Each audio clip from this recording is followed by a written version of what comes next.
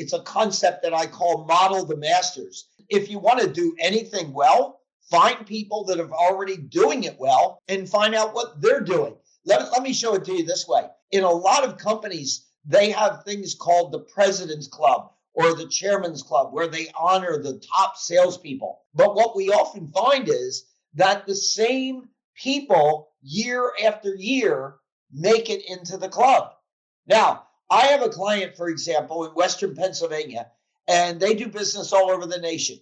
They have over 400 salespeople, but only about 25 to 30 make the Chairman's Club each year, but 11 of them made it every single year.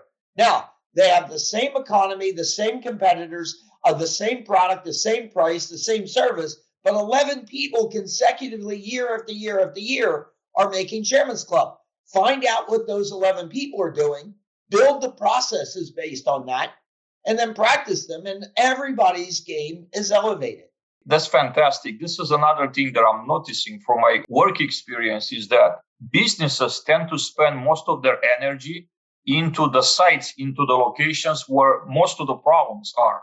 And then when you do this, you basically go from offense to defense, from proactive to being reactive, and you drain most of your valuable resources into working on fixing problems versus looking at your top talent, your top producers, and say, what are they doing right?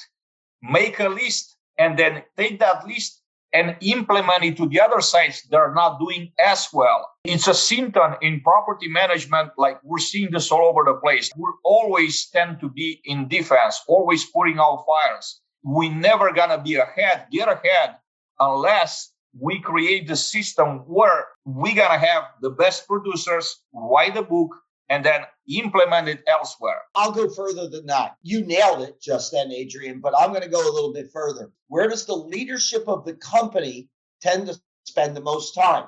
Let's take the people that we have and put them in the quartiles. We have the top quartile, the second quartile, the third quartile, and the fourth quartile. Well, where we find, for example, a sales manager spends their time on the fourth quartile because they say, well, the first guys are doing really well. But if you go back to the sports teams that run better than most businesses, sports teams have first team, second team, third team. Where does the head coach spend their time? They spend it with the top team.